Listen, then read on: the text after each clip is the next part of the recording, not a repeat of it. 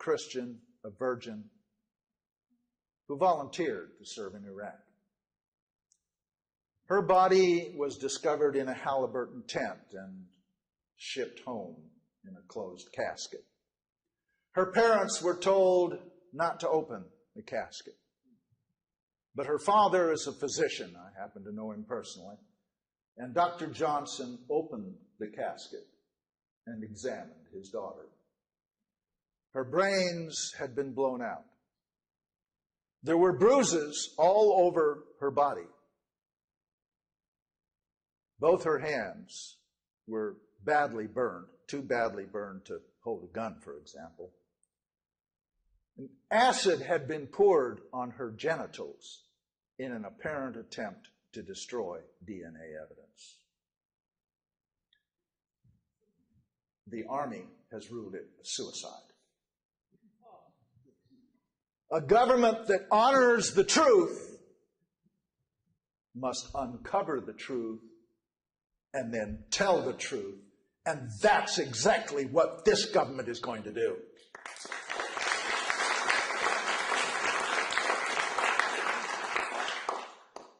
Now, we have at times, including, I think, the last few years, had a government with bad policies. But we're good people. What we have long needed is a government which reflects the values and goodness of our people.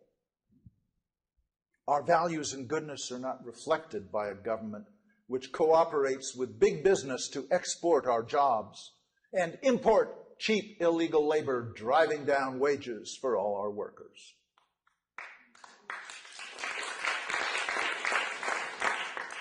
You know, they don't want you to know this, but in spite of soaring productivity, worker pay is now a third of what it was in the 1950s. A third.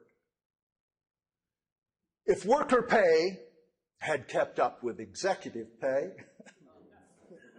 the typical worker would be making $1.2 million a year, and the minimum wage would be $217 an hour. We are taking immediate steps to benefit workers, documented or not.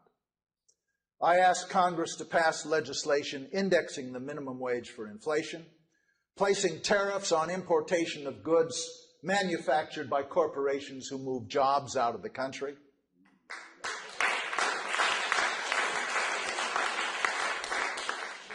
and limiting the corporate income tax deduction for executive compensation to 20 times the salary of their lowest paid worker, legal or illegal. The ratio between CEO pay and worker pay used to be 20 to 1. Now it's over 600 to 1. This is a free country. Corporations can pay their executives whatever they want. But we don't have to give them a tax deduction for it. Our values and goodness are not reflected by a government which helps corporations despoil God's creation for profit. True conservatism demands that we preserve the land, the air, and the water for our grandchildren and their grandchildren for generations to come. Fiscal responsibility demands that polluters clean up their messes, not taxpayers.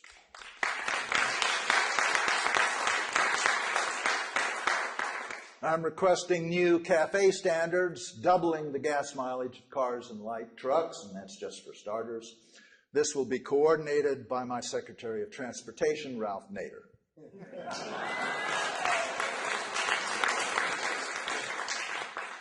There is no industrial free lunch, and there should be no corporate welfare. Our values and goodness are not reflected by a government which violates international law in its conflicts and denies its own citizens their constitutional rights. I have therefore ordered the release of all those being detained without charge.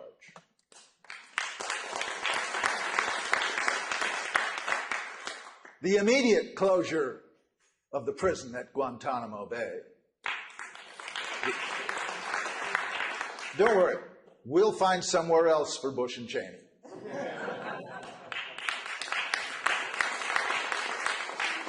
And the end of the rendition program in which suspects are kidnapped and taken to secret foreign prisons to be tortured. I've pardoned a host of political prisoners, including Leonard Peltier and Mumia Abu-Jamal. I'm also pardoning all those who are incarcerated for possession or use of marijuana.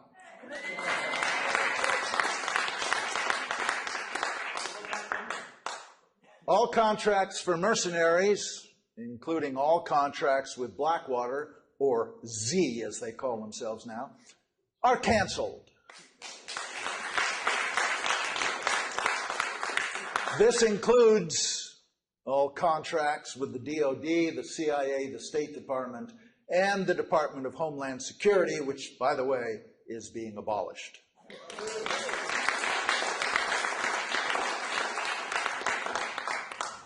We do not need an agency whose mission is to protect the government from its own people.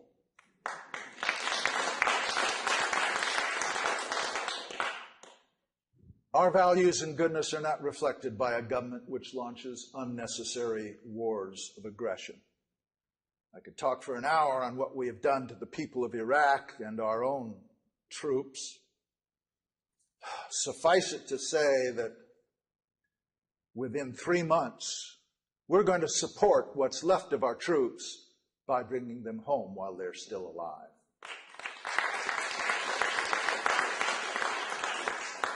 I've also ordered a permanent halt to the use of depleted uranium weapons. They will be destroyed and stored as the dangerous radioactive waste they really are.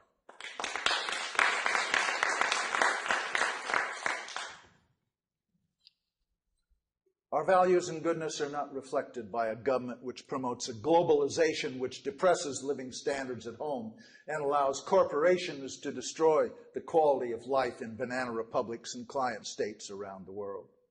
NAFTA has not only cost us millions of manufacturing jobs, but has allowed Archer Daniel Midland to undercut the price of corn in Mexico, driving millions of Mexican family farmers off the land and across our border as illegal immigrants. In addition, the WTO, the IMF, and the World Bank have caused untold suffering. If we can't reform them, we will abolish them.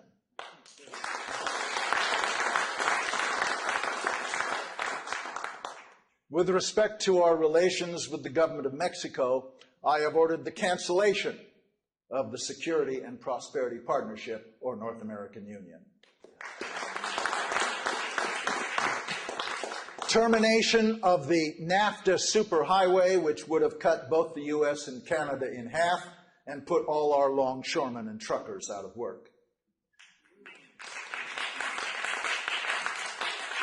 And the suspension of NAFTA completely until Mexico gives its workers union rights, protections for health, safety, and the environment, and wages at least comparable to our minimum wage.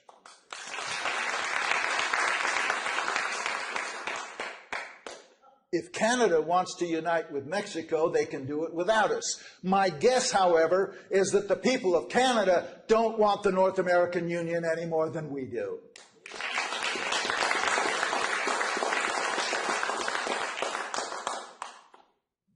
From now on, globalization will be raising living standards in the developing countries to match ours, not the other way around.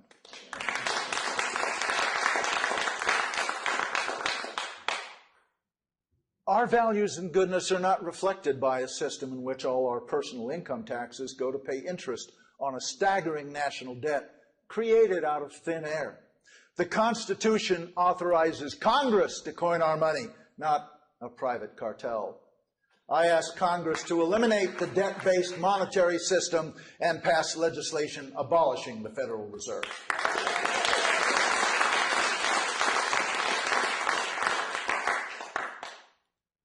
And while we're on that subject, I believe that any corporation